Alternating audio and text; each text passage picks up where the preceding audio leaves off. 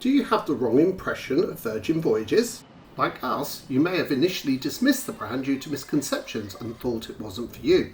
If so, come join us as we explore Resilient Lady on our first sea day, giving you our initial impressions and honest feedback from how inclusive their cruise package is, and explore the venue options for dining, drinking and entertainment.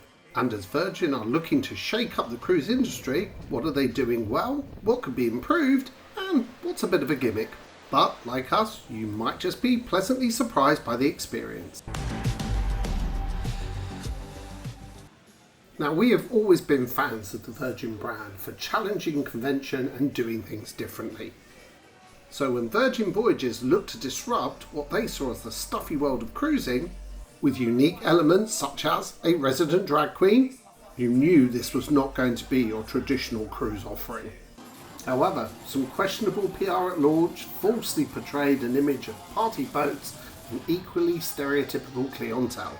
As being kid-free simply means that the adults can kick back and chill that little bit more, and not necessarily the over-the-top shenanigans often portrayed, and delivered with Virgin's tongue-in-cheek and sometimes provocative sense of fun, so might not be for everyone.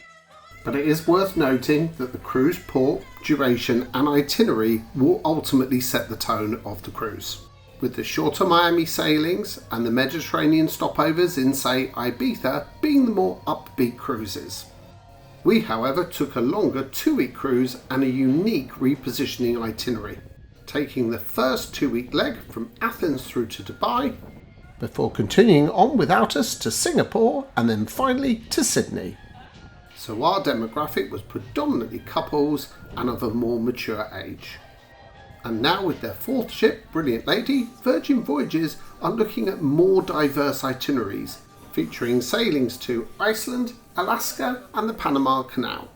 So let's start our tour, but more to show you what makes Virgin Voyages so different, both in design and more comprehensive inclusions compared to other cruise lines. Starting at the top at Deck 17 at the running track, with the perch at the stern of the ship were a popular vantage point for port arrivals. Below which, on Deck 16, you'll find the Athletic Club bar, a prime spot which is sadly underutilised and not very popular. This would have been a perfect location for a second infinity pool. Instead, the net, which may be famous on Instagram, is unusable as is so uncomfortable to stand or lay on. In complete contrast, the port and starboard whirlpools were extremely popular for a soak with a great view. Listening to customer feedback, the starboard side cabanas have since been relocated to the pool area on the Scarlet Lady refit. On the port side of the Athletic Club, the sports court always seemed to be in use, and the swings also proved a big hit. However, most of the other fixtures seem to be really there more for novelty value and the odd Instagram pose. And this was definitely true of the outdoor training camp, which was never used once in our entire cruise.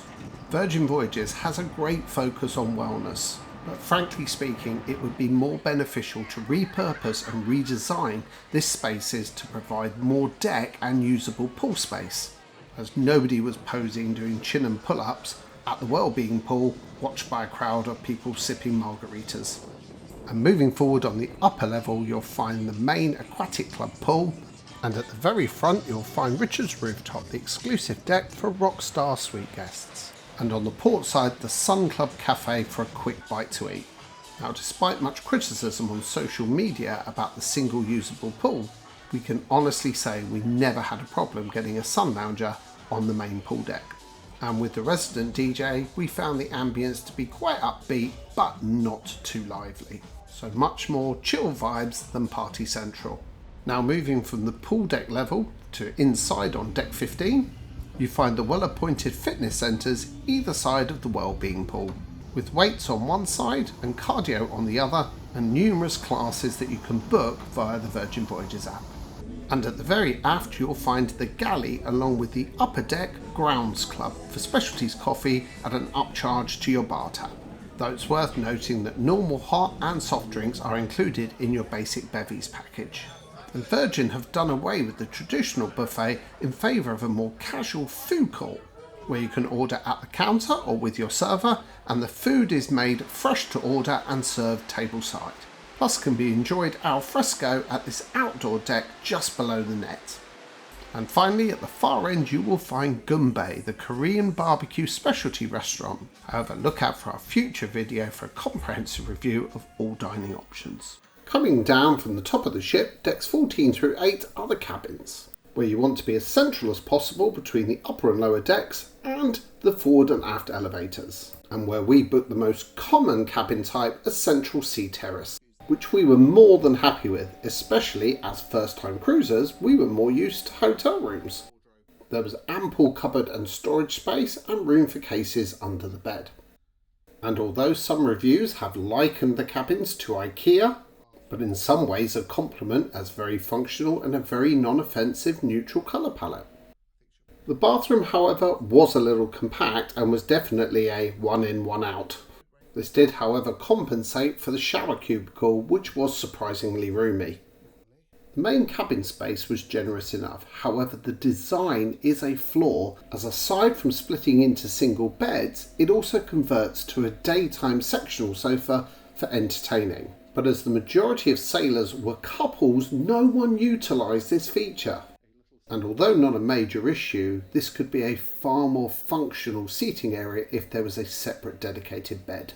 However, in contrast, a huge positive was, as the central sea terrace is the most popular and plentiful cabin type, they all come with a full balcony.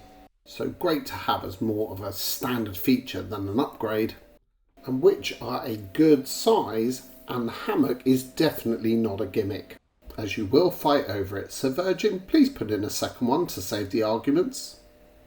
So now heading to explore the public spaces on the lower decks, we exit the elevators on the port side, where you'll find the pizza place, open throughout the day but extremely popular with the late night crowd, where instead of serving slices of pre-cooked pizza, individual pizzas cooked to order are complimentary, as are ice creams at Lick Me Till Ice Cream.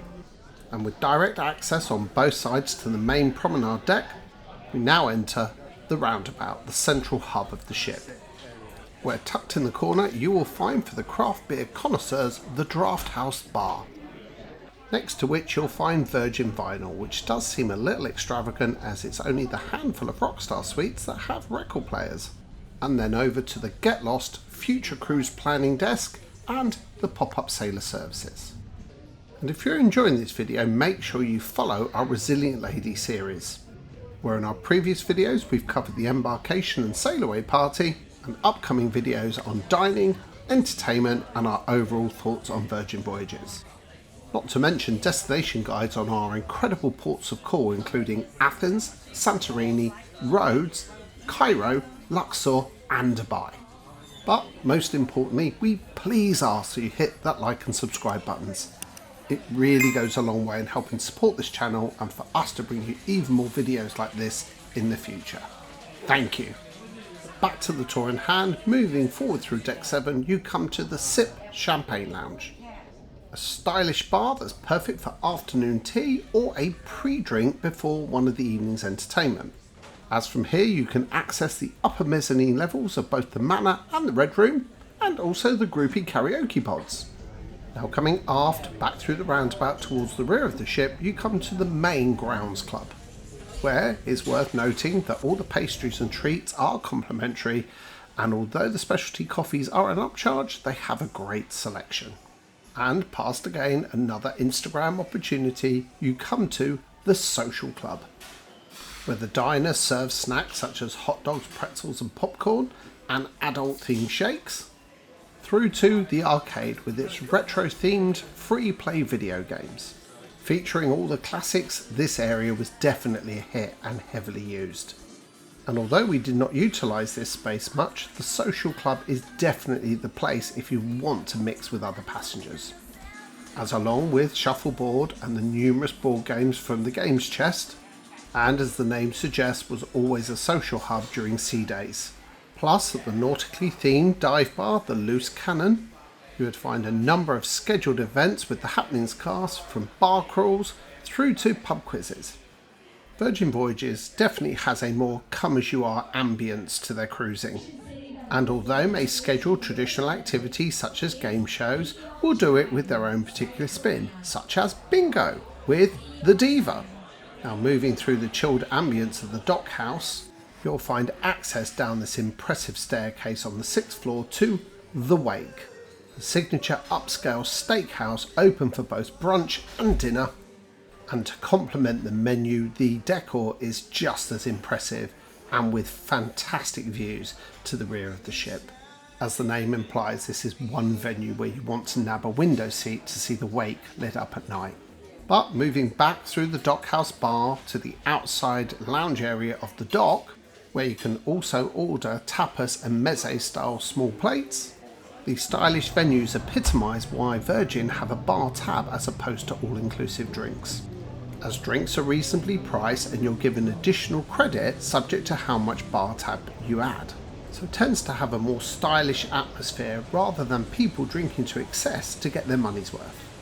With exception to the Wake at the rear of the ship, the a la carte restaurants are all accessed on the lower decks via the elevators or down the staircase of the Roundabout. And it is here in the evenings where the ship is busiest. And immediately at the bottom you find the most popular venue on the rocks, with live music in the lounge by day and bands playing in the bar by night. Moving forward you find the entertainment venue starting with the casino and bar for those fancying a little flutter.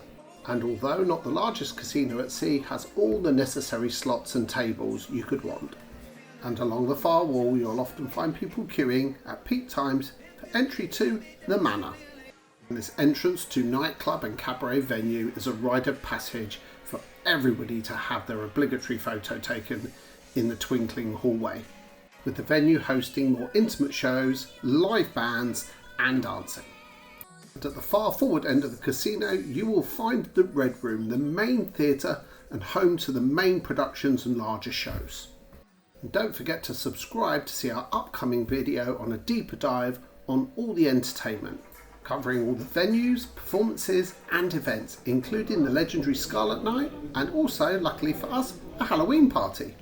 But now heading after game back through the Roundabout and on the rocks.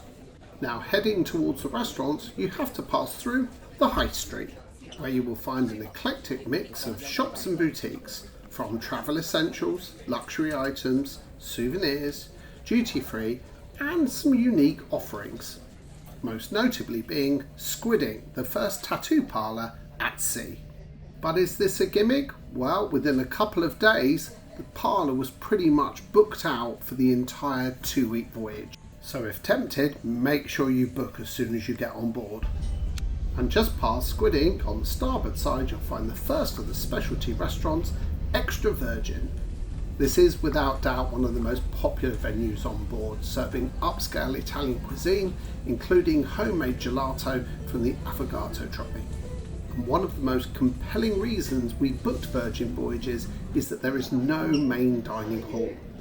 All specialty a la carte restaurants are included as standard and at no upcharge. But also, unlike other cruise lines, all gratuities both at restaurants, bars and cabin stewards is all included with Virgin Voyages.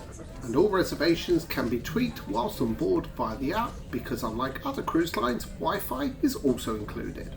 So except budgeting for your bar tab, the price you pay covers everything without any nickel and diming upcharging. And on the port side you will find the experiential test kitchen. With a laboratory feel and with food that doesn't always taste like it looks, the culinary experience here is both unique and adventurous, but might just put you a little out of your comfort zone. So if you've eaten in Test Kitchen, please drop us a comment below and let us know what you thought of this unique concept. But now lastly, heading down to deck 5 on the port side, you'll find Razzle Dazzle. This more casual restaurant is also open for brunch as a less informal option compared to the Wake. And although vegan friendly, does have naughty non-vegetarian options on the menu. Plus in the evening, some ships are now diversifying into Spanish and Oriental cuisine. And lastly, on the starboard side, you have the contemporary Mexican Pink Agave. with not just great cuisine but an impressive bar selection of tequila and mezcal. So make sure you make all your reservations in the app as soon as come available to avoid missing out. And lastly, on deck 5 you will also find the Redemption Spa. Now, like any spa, you can buy a pass for their thermal suite, including their saunas, steam rooms and pools. And it's worth noting it's cheaper on pool days.